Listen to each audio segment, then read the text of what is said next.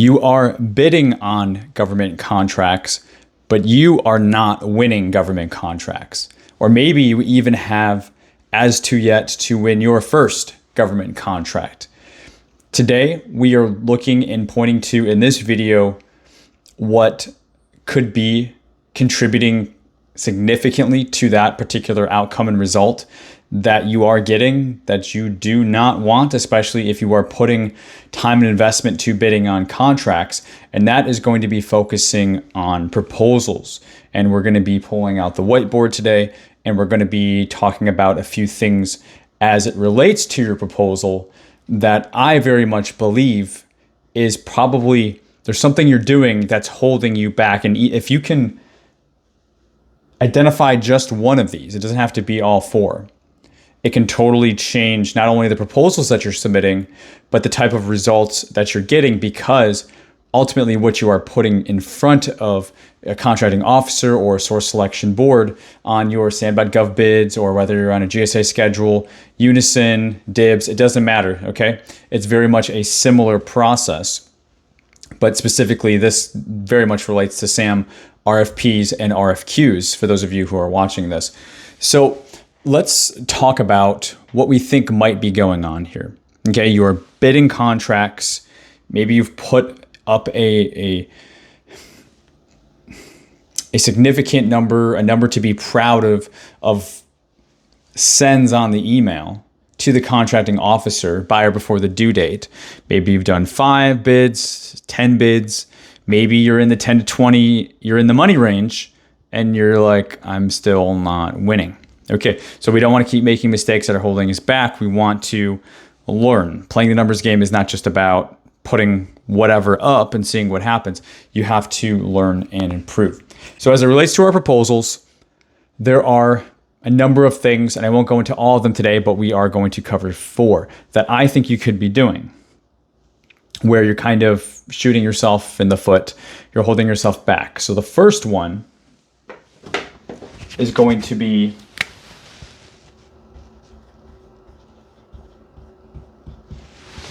what I call yourself. So, have you ever created something that you really liked, but other people didn't see it being as great as you thought it was? This could be drawing a picture. I mean, this could be when we're children or as an adult, it doesn't matter. But, creation, drawing something, painting something, singing something. Maybe you think you're a great singer, and then you showed somebody else and they said you weren't that great, and that really hurt your feelings. Could be anything. Maybe you could help me out here with other things that maybe you've created.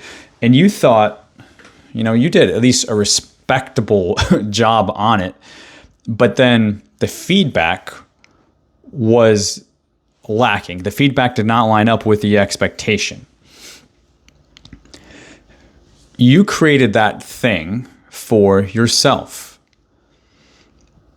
It's not appropriate to have an expectation that everybody's going to love something that you knowingly or unknowingly created for yourself. And yes, it would be nice that, others, and hopefully you have, some kind friends and family who encourage you and motivate you and root you on when you're trying to do something for the first time, trying to create something for the first time.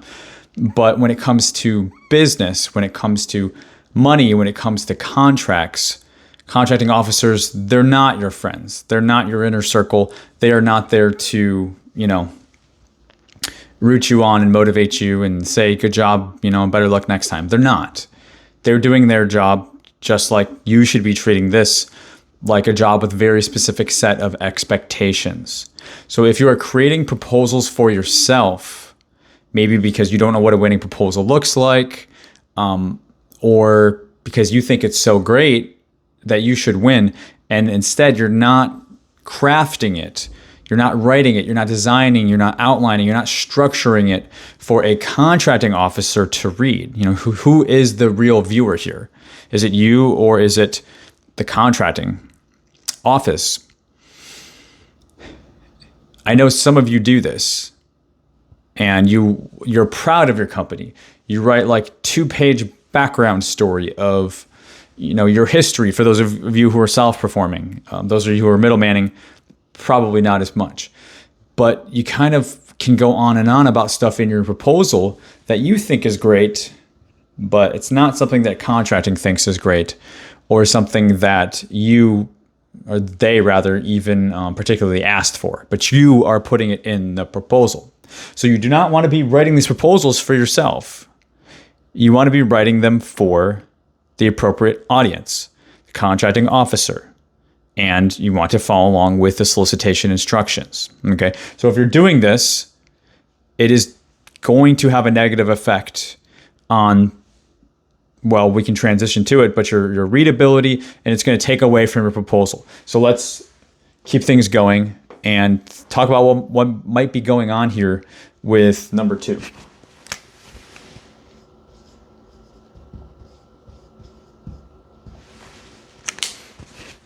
So aside from a proposal that was written for you rather than the appropriate audience, some of you are also writing proposals that are painful to read through, to navigate through, to compare. So let's open it up. Let's talk about it. What consists of a painful proposal so that you can avoid making a painful proposal? Or if you're watching this video and you are bidding contracts but you're not winning, you can now go through and look at your previous, last 2 or 3 submissions to say, hey, am I writing a proposal for myself? Or on this note, is my proposal painful for the evaluator to go through?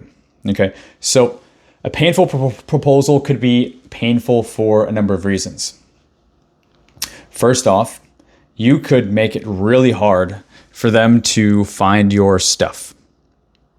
Meaning you could be lacking clear headers and headings. You could be mixing up the order of what was being asked for, which means you're pretty much flirting with getting thrown out for non-compliance. But at least it's borderlining between painful and non-compliance by not making it easier to navigate. And it shouldn't even be a matter of easier or not easier to navigate. They should be able to navigate it sufficiently.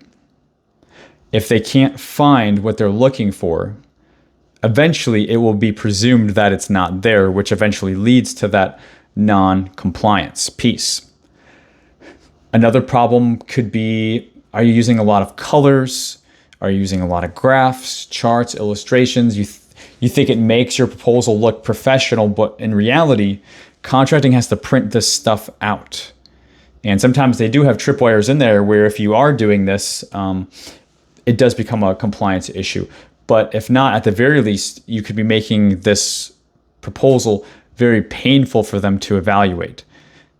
You really want to approach this process as making their jobs as easy as possible. And when I say their job specifically, they're going through this with a predetermined list of things, criteria. Think of it like an Easter egg hunt. They know they're looking for Easter eggs. Make it very easy. Give it to them on a silver platter to find so that they can at least check the box if it's a technically acceptable evaluation.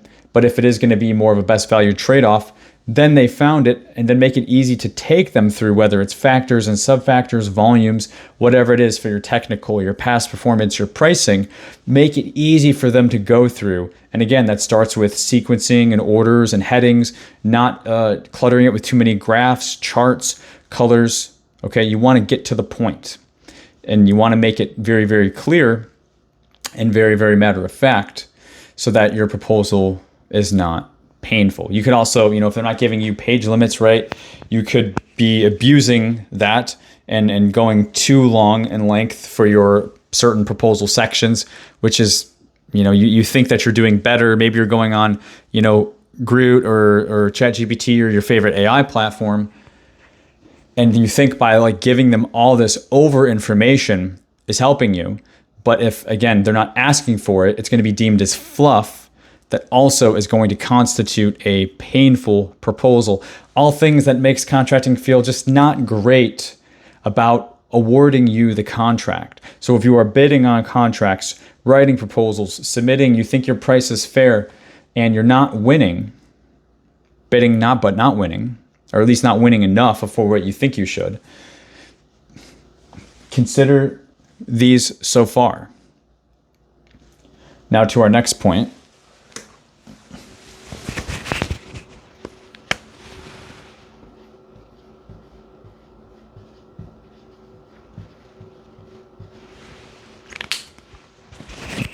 point 3 is understanding. So are you writing proposals for yourself or the evaluator? Are you submitting painful proposals to read through? And now, how well are you demonstrating your understanding? And then I will also put a slash compared to your competition, which of course you don't get to know.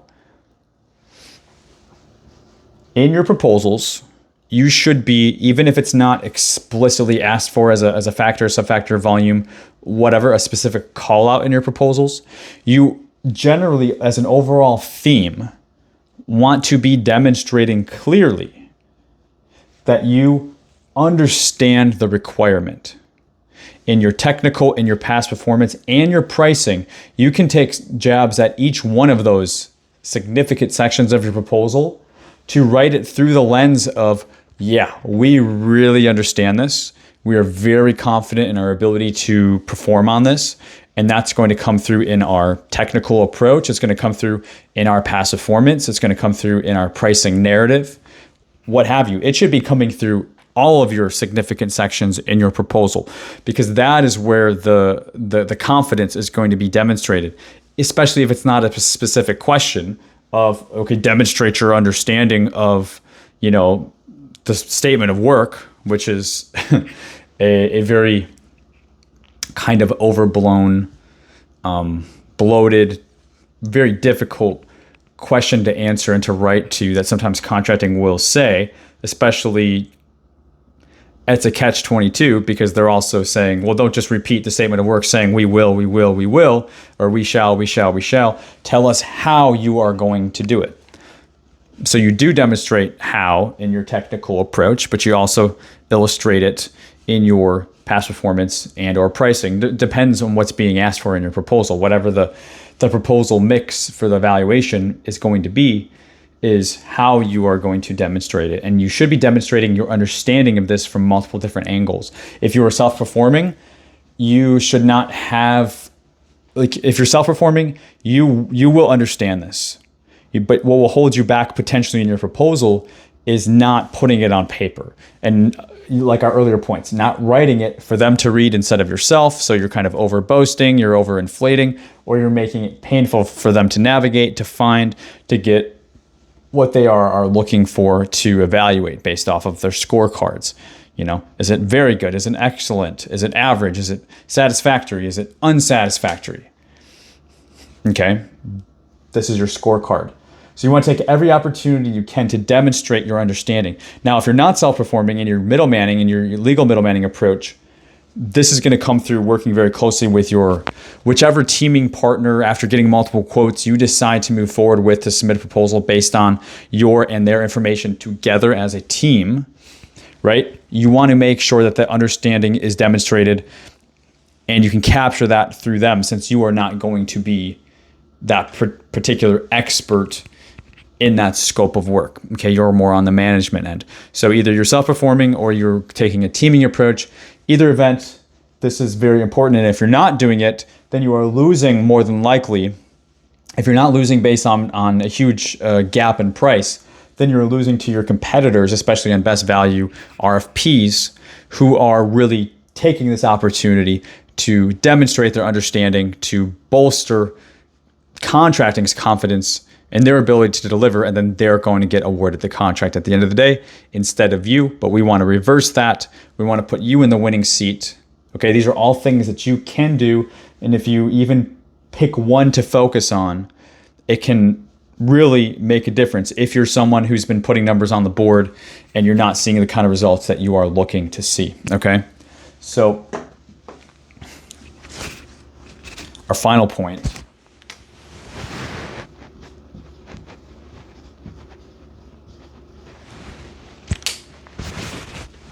So you're making proposals for yourself instead of the evaluator. You're making it painful for them to read through. You're not taking as many opportunities as you could to demonstrate your understanding, to give them confidence so that they can award to you, especially in best value RFPs. Lastly, you're taking a bit of a cookie cutter approach, a more templated approach to your proposals, and you're not tailoring them enough to the requirement. So this is very symptomatic of playing the numbers games. Like, hey, Derek, I'm putting the numbers up, right? But this is quality and quantity. So if you are at risk of this, it means you're putting the gas a little bit too hard on the quantity piece and you're losing sight a little bit on the quality side of things. And we need to, switch pedals here to up the quality a little bit and start tailoring your proposals to this solicitation. Okay, there should not be too much copy and pasting other than cover page, cover letter, and then you tailor that, right? You're gonna have your living, breathing table of contents. For your past performance, okay, you should be pulling from a past performance library that's pre-written, but for this, you should be selecting past performances that are the best match, right, for whatever this statement of work is and the magnitude. Or if you're teaming middlemaning, you're going to be working with their past performance, okay, which should be a direct fit. And then your pricing tables, of course, are going to have to be very tailored. So we're seeing this a lot more in the technical areas where the templating, the boilerplate, the fluff, the copy and paste the statement of work, this really is where a lot can be guilty of parroting back that statement of work. That literally could be half of this entire number 4 bullet point. You don't want to go line by line saying we will. Okay, this very much is tying with number 3, understanding, by demonstrating the how. And if you're templating, you're not doing a good job at demonstrating the understanding and going further to break out the how are you going to perform the work, or how are you and your teaming partner going to perform the work. Instead, you could be over reliant on ChatGPT using just general terms. You got to keep in mind, okay, contracting is another middleman too. They are typically not the expert with the statement of work that they are buying for, unless they're a very experienced contracting officer. But they're going to have a core. They're going to have an engineer. They are going to have a customer. Contracting is going to have some form of end user, okay, of the good and service that they, contracting, their own version of a middleman, is buying for. So the customer, the end user, goes to the contracting and says, hey, we need this. And contracting has them behind the scenes write up the statement of work and stuff, right? Unless it's like a carry-on a renewal contract, at which point in time they'll check to see if anything's changed or whatever, if the requirement has evolved, which it will over time for like base plus multiple option year contracts. That's a significant amount of time for change, okay? But know that that's not contracting. They are working with their backend, the end user, to get that information. So if you were putting fluff, if you were putting ChatGPT, if you were putting AI only, and you were not going more deeper from that, it's a great jumping off point. But if you're not, kind of having a session with your teaming partner, or you're not putting your heads together with as you self-perform, to really flesh out your approach, how you are going to do this. And instead you're presenting something that's copy and paste just to put the numbers on the board. That is going to lose you proposals. Even if your prices are somewhat locked in, the higher up you go in dollar value, the more you ascend from RFQs to RFPs, the more important this stuff really becomes. And we'll talk about it in another video, but I know a lot of you guys are winning contracts. This video is bidding but not winning. But for those of you who are bidding and you are winning and you're like, I want to win more because I'm not making enough money. It's not enough to say I won a few contracts or 5 contracts or 10 contracts. If you're not making, 100K plus in profit per year from that, that's a whole other problem that you're having, right? And that's where some of this can kind of start to lead. So I'll probably make that video soon if some of you guys are interested in that video. But if you are doing everything else right, it's very likely that at least one of these, making proposals for yourself instead of the evaluator, making painful proposals to go through, not taking the opportunity to demonstrate your understanding in all of the sections of the proposal, and then doing a little bit more quantity over quality, relying too much on templates, ChatGPT, not tailoring it, getting down to the how specifically enough, especially in your technical sections. These are all things, and there's more than these, but these are just 4 that I'm sharing today that I think can really make a big difference for a lot of you who are honorably doing the work. Okay, my hat's off to you. You are following the system, but you are not getting the results that you were expecting. Take the next day or two, review all of your proposal responses if you can. Okay, you should be able to accomplish that. Treat each one of these like a comb or a filter and run each of your proposals through these to say, hey, is there at least one where I'm missing the mark, where I can stand to benefit quite considerably from closing the gap on at least one of these pain points.